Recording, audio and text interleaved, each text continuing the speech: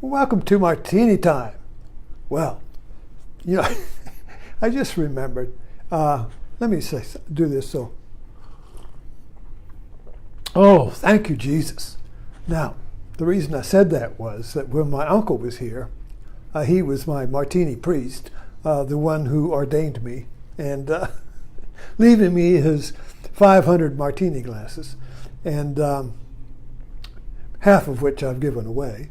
But anyway, so every day at 5 o'clock, he was stricken. He was chair-bound by a stroke, and that's why he came to live with us. And every day at 5 o'clock, I would bring him his martini, and I would bring it into the room, in the living room, and he would, thank you, Jesus.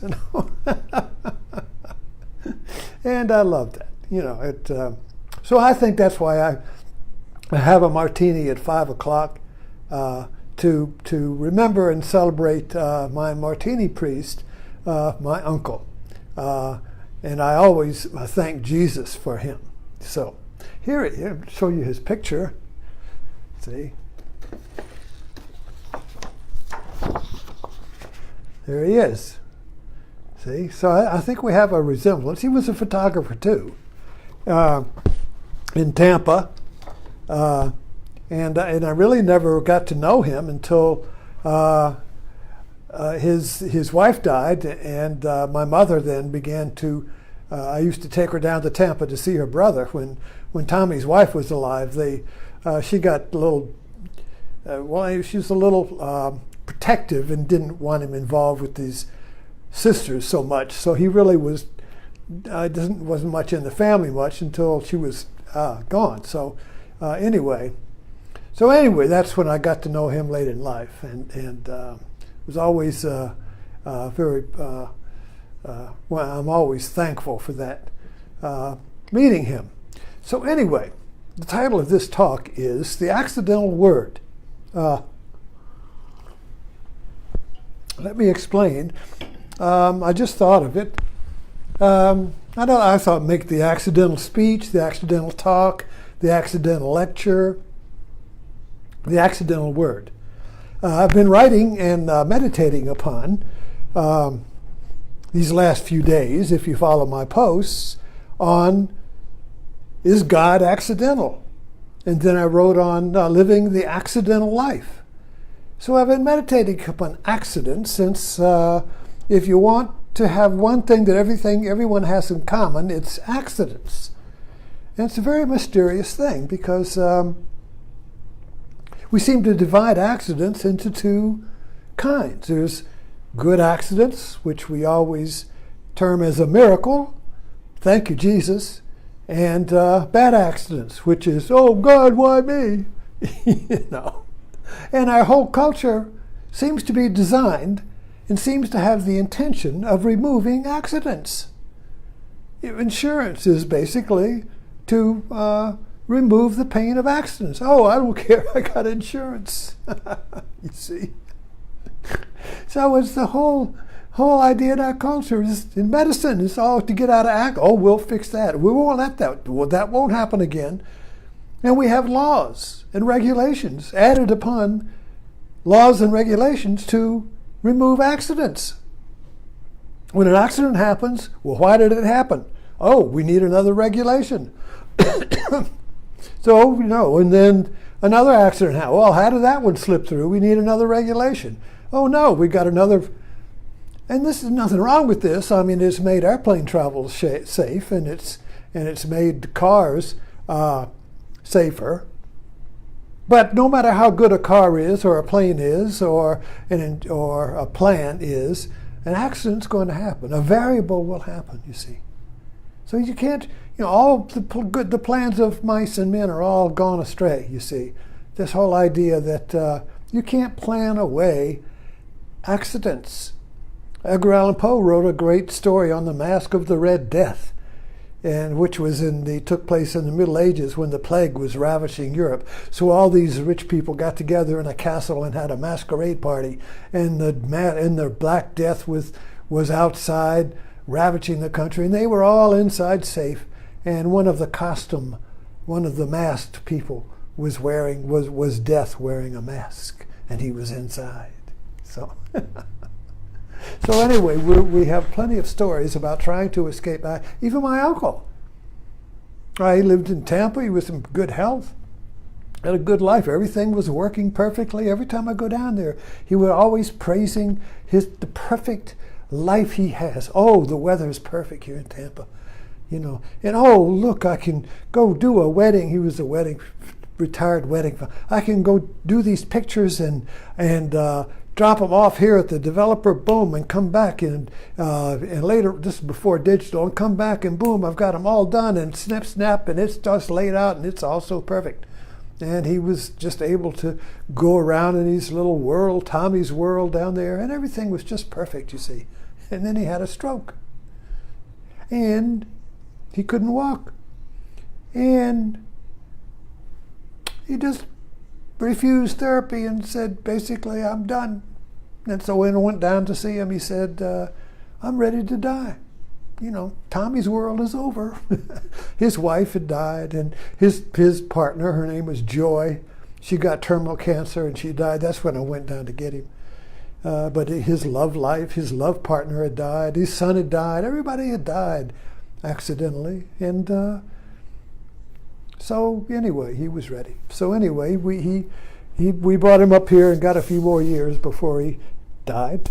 And but anyway, I've been meditating upon this accidental life, and it's been very interesting as I do it. Today I went to a friend of mine invited me to a senior center in Colonial Heights where he's been teaching a meditation class, and he wanted me to come and sit in and maybe when he couldn't do the class, maybe do the class. And so I said, yeah, but if I were to do it, I don't want to just come to a meditation class because I like to talk. And I like to give accidental speeches, accidental talks.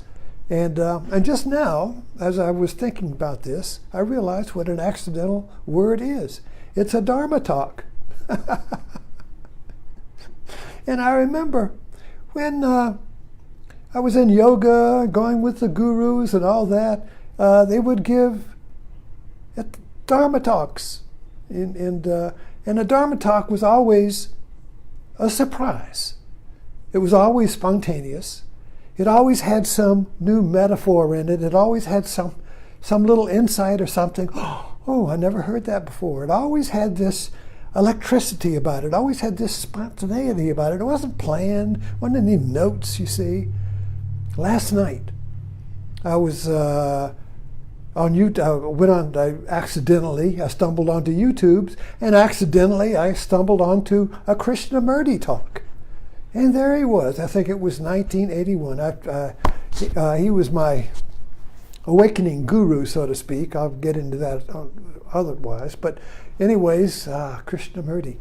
And he always gave Dharma talks or yoga talks or Krishnamurti talks. Sit under a tree and just talk. People ask a question. So it was all dialogue, spontaneous dialogue. There wasn't any notes. All of these books were just dialogue, So this idea of the accidental word is what I'm doing right now. When I look down, I look at my clock because I'm only going to talk for 15 minutes. So, but the point is, and this is what I did today. So we went to this a little meditation group in the senior center, and a few ladies were there, and so we had a little meditation for 15 minutes, and then I said, I introduced myself, and I said, I don't have anything to teach. I don't have anything to say. We're just going to see what happens. And so the whole talk grew out of, and they seemed to like it. They were very much present with it. Grew out of the monologue, the tape loop in the mind, because I just had one a week ago, and I began to meditate upon, oh no, here's a monologue again. What a monologue, it's a worry loop. When something's not right, you've done something, you have an expectation, you got a little wound, a hurt, a fear, something in the mind, and thinking comes in and just tries to get rid of it by chasing itself around and around and around and around, like a hamster on a wheel. It's a monologue. The mythic symbol for this is the Ouroboros, which is the snake or dragon eating its tail. You see, like that.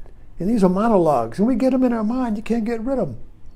They're like little, in the fall, you see a mini tornado with leaves going, or you're take a tub bath. I take showers now, but I remember we used to take a tub bath. Pull the plug and a little whirlwind goes like that. A vortex. So a monologue is a vortex in the mind. So I was interested in that because I just had it and I got rid of it. In other words, it was something that happened and I was curious about it because I hadn't had one for a long time. So that was what we talked about. And of course they had them too. So it was a very interesting, spontaneous talk, a Dharma talk, an accidental word, because I just accidentally stumbled onto the topic. So this whole idea of and we look at our life. I mean, I was just thinking about this. All the good things happen from accidents. Relationship. I bet every marriage, everybody listening to this, I bet every marriage here or a good relation here happened by accident. Happened by accident. You just bet. People bump into each other, start talking. The next thing you know, they got a relationship, or they got a business going, or you're trying to create something, and you have an accident, and you discover the solution to what was the monologue. You discover the solution to the worry, to the problem. You see, so accidents. So when we get stuck, you see, it's always the accident that gets us out, the insight, the happenstance. Stumble upon it. Alice in Wonderland, stumbling into the hole. Dorothy and the Wizard of Oz, caught in a monologue. But this whole idea of the accidental life basically is Zen. Now there's a Zen story. I'll close on this, but there's a Zen story of this monk, maybe the abbot of a monastery, I don't know, a Zen master, and a wild horse came and got into his farm. Everybody says, "Oh, master, you're so lucky," and he said, "Ah, so." And then his son got on the horse and broke his leg, and everybody, "Oh, you're so unlucky," and he said, "Ah, so." And then the army came, and they were indoctrinating young men, and his son couldn't go because he had a broken leg. And everybody says, "Oh, you're so fortunate you got a son." He said, "How so?" All of these accidents, you see. One good, bad, you see. So accidents are like a coin with a good and a bad side. And depending on how you look at it, you see, it's either going to be good or bad. But it's the same accident. It's the same accident. It's just that, and then most of the time, a lot of people doing stories on YouTube and all that, they were born without arms, and the next thing you know, they're doing paintings, and everybody's saying, "Oh, wow, look at that." People take accidents and make something out of it. This junk art, accidental art. If somebody throws something away, and somebody's made some art out of it. Accidental art, accidental relationships, accidental inventions, accidental words, accidental words. Or maybe you say the word at the right time, but it was an accident that you did that. You didn't plan it. When you plan something, it never is quite, it's never fulfilling. It's always the accident that gives it that snap, that gives it that pop, you see. Thanks for dropping in.